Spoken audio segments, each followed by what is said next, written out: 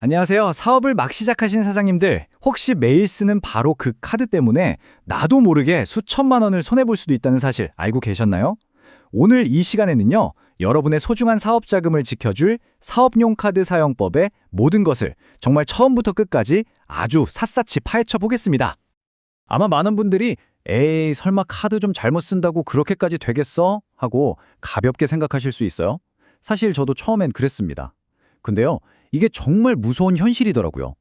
내가 무심코 쓰는 사소한 카드 사용 습관 하나가 나중에 수백만 원, 수천만 원의 세금 폭탄이 돼서 돌아올 수 있다는 거죠.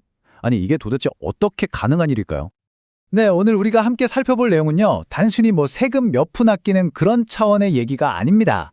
이건 마치 우리 사업에 숨겨진 보너스 통장을 하나 찾는 것과 같아요. 당연히 내야 할 돈이라고 생각했던 것들 속에서 사실은 놓치고 있던 수백, 수천만 원을 합법적으로 되찾아올 수 있는 아주 구체적인 방법들을 알려드릴 겁니다. 자, 그럼 그 엄청난 혜택을 누리기 위한 첫걸음부터 떼어봐야겠죠? 도대체 우리가 사업용 카드라고 부르는 것의 정체가 뭔지 이것부터 명확하게 짚고 넘어가겠습니다. 여기서 가장 먼저 깨야 할 고정관념이 하나 있습니다.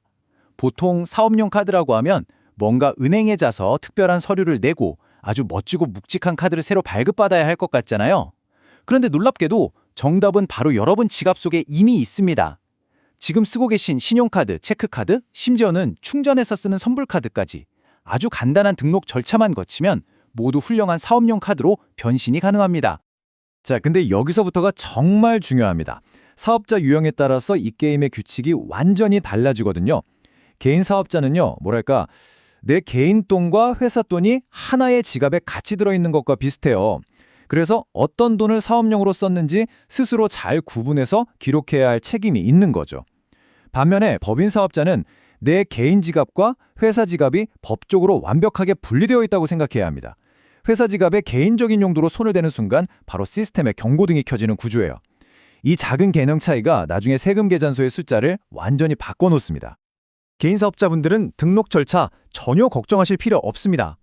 보시는 것처럼 정말 딱 3단계만 끝입니다. 홈택스에 로그인해서 검색창에 신용카드라고 치고요. 나오는 메뉴에 그냥 카드 번호만 입력하면 끝! 정말 간단하죠?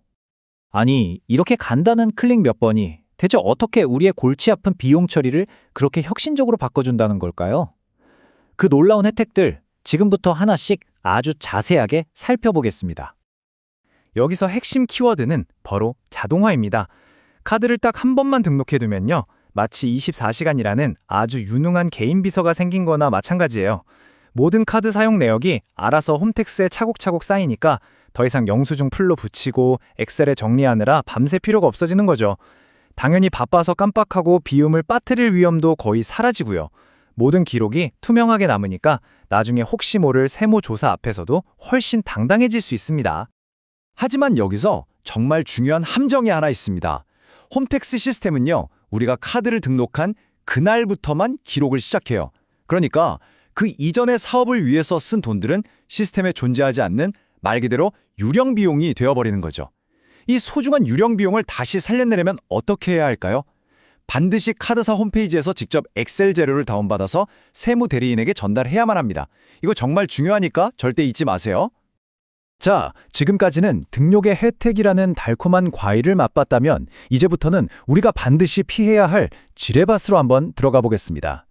단 한 번의 실수로 세금 폭탄을 맞을 수 있는 가장 치명적인 실수들이 어떤 것들이 있는지 알아보죠. 이건 특히 법인 사업자에게 가장 위험한 유혹이죠. 아유, 회사 돈이 내 돈 같고 내 돈이 회사 돈 같고 바로 그 생각입니다. 회사 카드로 가족 외식을 하거나 개인적인 물건을 사는 순간 국세청은 이렇게 생각합니다. 아, 대표님이 회사 돈으로 셀프 보너스를 챙겨가셨군요. 그럼 그 보너스에 대한 세금도 당연히 내셔야죠. 딱 이렇게 되면서 전혀 예상치 못했던 어마어마한 세금이 부과되는 겁니다. 이게 얼마나 무서운지 실제 숫자로 계산해보면 감이 확 오실 겁니다. 예를 들어서 대표님의 소득세율 구간이 40%라고 가정해볼게요. 법인카드로 기분 좋게 가족들이랑 외식하고 500만 원을 결제했다고 칩시다. 국세청은 그 500만 원을 대표님 월급 외에 추가 소득으로 보고요. 바로 다음 달 세금 계산서에 200만 원을 추가해버립니다. 이건 정말 시작에 불과하고요. 여기에 가산세는 아직 포함되지도 않은 금액이에요. 만약에 개인적인 사용 금액이 수천만 원 단위로 훌쩍 커지잖아요. 그럼 문제는 훨씬 더 심각하고 복잡해집니다. 국세청은 이걸 가지급금, 쉽게 말해서 대표가 회사에 빚을 진 걸로 처리해버려요. 그럼 회사는 대표한테 돈을 빌려주고 이자도 못 받는 이상한 상황이 되죠. 근데 여기서 끝이 아닙니다. 심지어 국세청은 회사가 받지도 않은 가상의 이자가 발생했다고 보고 그 가짜 이자에 대해서 법인세를 또 내라고 합니다. 정말 최악의 시나리오가 펼쳐지는 거죠. 혹시 에이, 이 정도는 모르겠지? 라고 생각하셨나요? 천만의 말씀입니다. 요즘 국세청의 AI 감시 시스템은요, 24시간 잠들지 않는 눈과 같아요. 토요일 밤 유흥점에서 결제된 수백만 원, 일요일 오후에 결제된 고급 스파 비용, 백화점 명품관에서의 구매 내역 같은 것들은 AI가 바로 이거 좀 이상한데요? 하면서 시스템에 빨간 깃발을 딱 꽂아둡니다. 나중에 이게 사업 관련 지출이었다고 증명하기가 매우 어려워지죠. 자, 이제 지뢰밭을 피하는 방법을 익혔으니까 한 단계 더 나아가 보겠습니다. 단순히 실수를 피하는 수비적인 단계를 넘어서 진짜 전문가들처럼 적극적으로 절세 혜택을 찾아 나서는 공격적인 전략들을 알아볼 시간입니다. 첫 번째 팁은 바로 자동화의 힘을 적극적으로 활용하는 겁니다. 통신비, 전기세, 인터넷 요금, 사무실 관리비처럼 매달 고정적으로 나가는 돈 있잖아요. 이걸 전부 등록된 사업용 카드로 자동이체를 걸어두세요. 이건 뭐랄까, 매달 발생하는 필수 경비를 절대 놓치지 않도록 든든한 안전망을 미리 쳐두는 것과 같습니다. 다음은요, 직원들의 작은 지출을 놓치지 않는 시스템을 만드는 겁니다. 예를 들어서 직원이 야근하고 집에 가느라 택시를 탔다면 그 영수증을 당연하게 제출하고 비용을 정산받는 문화를 만드시는 거예요. 이런 티끌 같은 비용들이 모여서 태산 같은 절세 효과를 만들어내는 거거든요. 회사의 공식적인 비용 처리 절차를 만들어두는 게 정말 중요합니다.